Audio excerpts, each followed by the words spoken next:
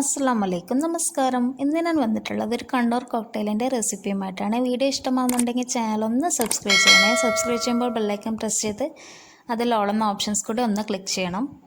ഇപ്പോൾ കണ്ണൂർ കോക്ടെയിൽ ചെയ്യാൻ വേണ്ടിയിട്ട് ഞാനിപ്പോൾ 3 മീഡിയം സൈസ് ക്യാരറ്റാണ് എടുത്തിട്ടുള്ളത്. ഇതിന് ആവശ്യത്തിന് വെള്ളവും ചേർത്തിട്ട് ഒരു പ്രഷർ കുക്കറിൽ നമുക്ക് 2 വിസിലിൽ വേവിച്ചെടുക്കാം.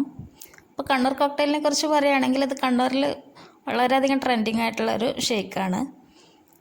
നല്ല സൂപ്പർ ടേസ്റ്റുള്ളൊരു ഷേക്കാണ്. നമുക്ക് ഇഫ്താറിനായാലും അതുപോലെ തന്നെ നമുക്ക് ഈ ഒരു സമ്മറിലൊക്കെ യൂസ് ചെയ്യാൻ പറ്റിയ നല്ലൊരു ഷേക്ക് തന്നെയാണിത്. അപ്പോൾ പിന്നെ ഞാനിപ്പോൾ ഒരു ചെറിയ കഷ്ണം പപ്പായാണ് എടുത്തിട്ടുള്ളത്. ക്യാരറ്റിനെക്കാട്ടിലും ചെറിയ കുറഞ്ഞ അളവിലാണ് പപ്പായ ഉപയോഗിക്കേണ്ടത്.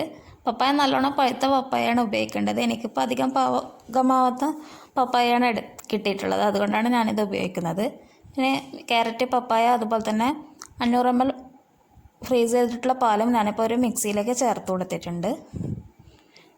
പിന്നെ ഇതിലേക്ക് ഒരു 1.5 ടേബിൾ സ്പൂണോളം വാനില എസൻസ് കൂടി ചേർക്കുന്നുണ്ട്. അപ്പോൾ ക്യാരറ്റ്, ബീട്രൂട്ട് അതുപോലത്തെ ഷേക്കൊക്കെ ആകുമ്പോൾ ഏതെങ്കിലും ഒരു ഫ്ലേവേർഡ് എസൻസ് ചേർത്ത് കഴിഞ്ഞാലേ നല്ല ടേസ്റ്റ് ഉണ്ടാവുള്ളൂ. ഞാനിപ്പോൾ ഒട്ടുമിക്ക എല്ലാ ഷേക്കിലും വാനില എസൻസ് ഉപയോഗിക്കാറുണ്ട്, അതുകൊണ്ടാണ് ഞാൻ പ്രത്യേകം പറയുന്നത്. പിന്നെ ഒരു 3 സ്പൂണോളം ഞാനിപ്പം മിൽക്ക് വേണ്ടി ചേർത്ത് കൊടുത്തിട്ടുണ്ട്.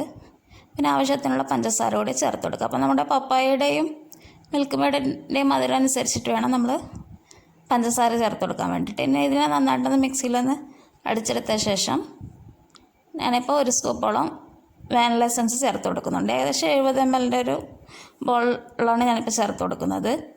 അപ്പോൾ നമുക്ക് 2 സ്കൂപ്പ് വരെയൊക്കെ ഐസ്ക്രീം ഉപയോഗിക്കാം. അങ്ങനെ ചേർക്കുന്നുണ്ടെങ്കിൽ നമുക്ക് മിൽക്ക് മേഡ് ചേർക്കേണ്ട ആവശ്യം വരില്ല. പിന്നെ ഞാനിപ്പോൾ ഒരു ഗ്ലാസ്സിലേക്ക് കറുത്ത മുന്തിരി അതുപോലെ തന്നെ അണ്ടിപ്പരിപ്പും ചേർത്ത് കൊടുത്തിട്ടുണ്ട്. പിന്നെ ഇതിൽ കുറച്ച് ഉറുമാമ്പഴം കൂടി ചേർത്ത് കൊടുക്കുക. പിന്നെ അതുപോലെ തന്നെ വീഡിയോസൊക്കെ ഇഷ്ടമാണെന്നുണ്ടെങ്കിൽ എല്ലാവരും ലൈക്ക് ചെയ്യണേ. അതുപോലെ തന്നെ ഫ്രണ്ട്സിനും ഫാമിലിക്കൊക്കെ ഒന്ന് ഷെയർ ചെയ്ത് കൊടുക്കണം.